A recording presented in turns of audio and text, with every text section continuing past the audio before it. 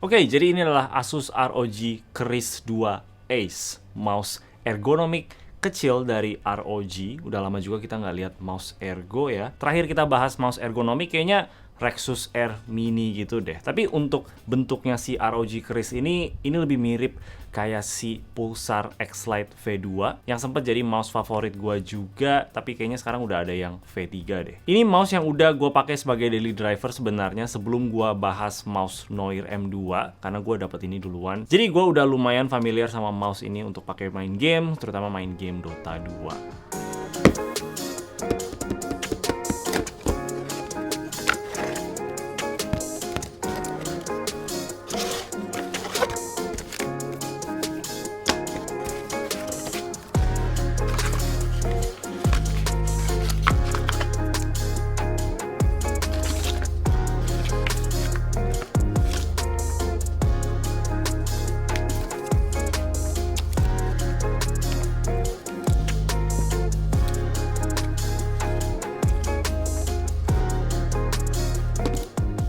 Coba kita lihat dari bentuknya dulu ya. Mouse Ergo Mini gini, menurut gua untuk di tangan yang mungkin di atas 18 cm kayak gua pribadi ini, gua malah sebenarnya nggak terlalu ngerasa ada bedanya sama mouse Ambidex, apalagi kalau kita pegangnya itu gaya fingertip. Kalau gua pegang mouse Pulsar X-Lite V2, karena size-nya yang sedikit lebih panjang daripada ROG Keris ini, untuk tangan yang besar bakal kerasa lebih full aja kalau gaya kita itu pegangnya claw grip atau bahkan palm grip. Tapi semua tangan itu beda-beda, jadi kalau kalian suka sama bentuk ergonomik dan tangan kalian mungkin di bawah 18 cm, ini bisa jadi mouse yang mantep banget.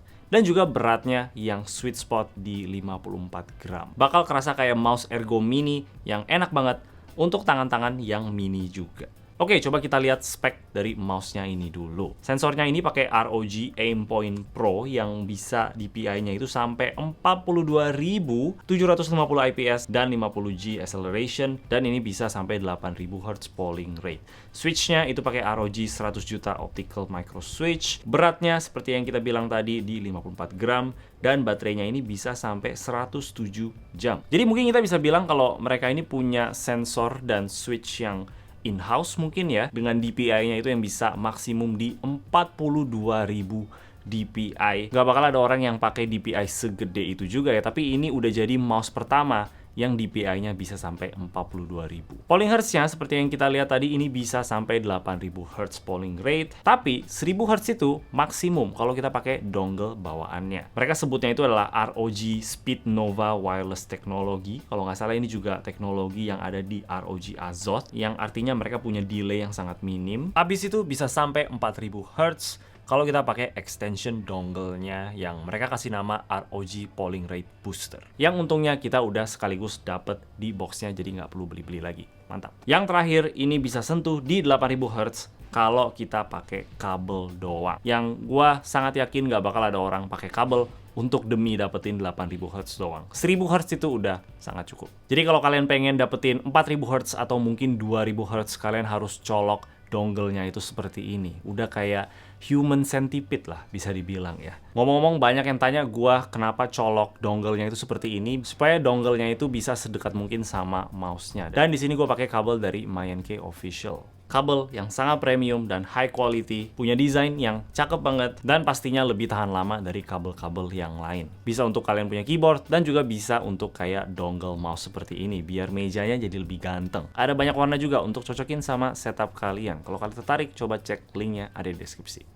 Switch-nya mereka udah pakai optical switch di sini yang lifespan-nya itu bisa sampai 100 juta klik. Kurang lebih sih sama rasanya seperti yang ada di Noir M2 Magnesium yang udah pakai optical switch juga. Tapi di sini kerasa lebih ringan aja. Gua kurang tahu kenapa, mungkin switch-nya berbeda atau mungkin karena ini pakainya plastik sedangkan yang itu pakai magnesium. Tapi di sini kerasa jauh lebih ringan aja dan jadinya gua lebih suka rasa kliknya di sini. Rasa tactile dari mechanical switch itu bakal lebih kerasa ya di sini, nggak terlalu kerasa banget. Tapi optical switch itu secara performance lebih superior dibanding mechanical switch. Jadi buat gua sih gua nggak ada masalah. Bahkan sebenarnya di sini gua suka karena kerasa ringan banget dan tetap ada tactile-nya gitu walaupun nggak sekuat kayak switch mechanical. Tapi ini jadinya enak untuk dimain game kayak game Dota 2 gitu. Dan juga tetap enak untuk main game lain kayak game FPS, Apex Legends, Valorant, dan lain-lain.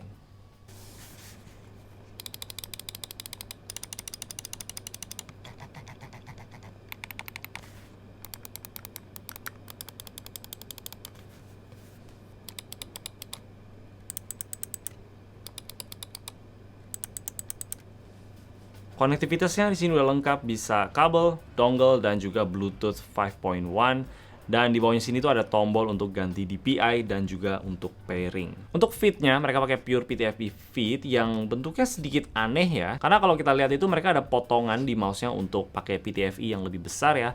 Tapi di sini cuman ada kayak 4 di pojok gitu doang sama 1 di tengah. Tapi gua sama sekali nggak ada komplain sebenarnya karena ini halus banget. Tapi kalau misalkan kalian merasa ini kurang enak, di boxnya itu ada include PTFE yang besar kalau misalkan kalian pengen ganti. Selain itu juga ada grip tape di sini ya, yang biasanya sih gue nggak pernah pakai ya untuk di mouse. Gue suka mouse-nya telanjang aja.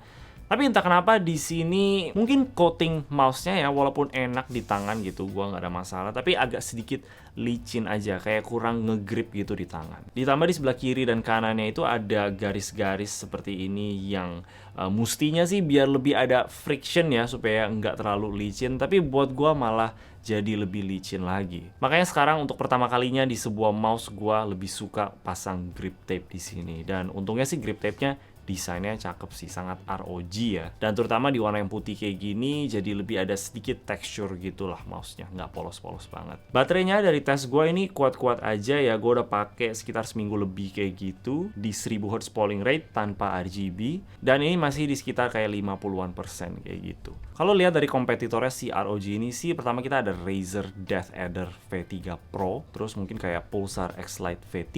Mereka kurang lebih di range harga yang mirip-mirip, sekitar di 1,8 atau 1,9 juta. Tapi kalau kita lihat dari spek di atas kertas, ROG punya spek yang sedikit lebih baru. DPI-nya yang bisa sampai 42.000, bisa 4000 Hz dengan dongle yang udah include di dalam box. Kalau kayak Razer itu terpisah, kita harus beli lagi. Dan juga paling ringan di antara yang lain, walaupun yang Razer itu sedikit lebih panjang kalau gua lihat dari dimensionnya. Jadi ini bisa cocok untuk kalian yang memang cari mouse dengan tipe ergo, spek yang terkini, dan desain yang cakep juga. Dan udah lengkap juga di dalam box. Software itu mereka seperti biasa pakai software sendiri, itu Armoury Crate. Jadi kalau misalkan kalian udah punya ROG yang lain kayak contoh motherboard lah atau VGA, mungkin kalian udah punya softwarenya di dalam PC dan itu bakal auto detect mouse ini kalau misalkan kalian colok. Menurut gue itu bisa dibilang salah satu keunggulan kalau kita pilih mouse yang lebih ada nama gitu, bukan mouse yang merek lokal, yang merek OEM dari Cina gitu. Kita biasanya udah punya software sendiri yang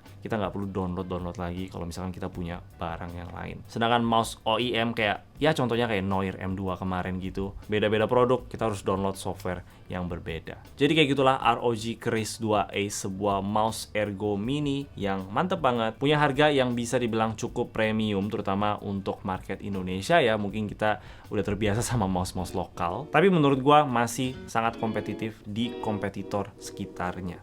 Oke, kalau kalian suka sama video ini boleh kasih like dan juga subscribe. Bye-bye.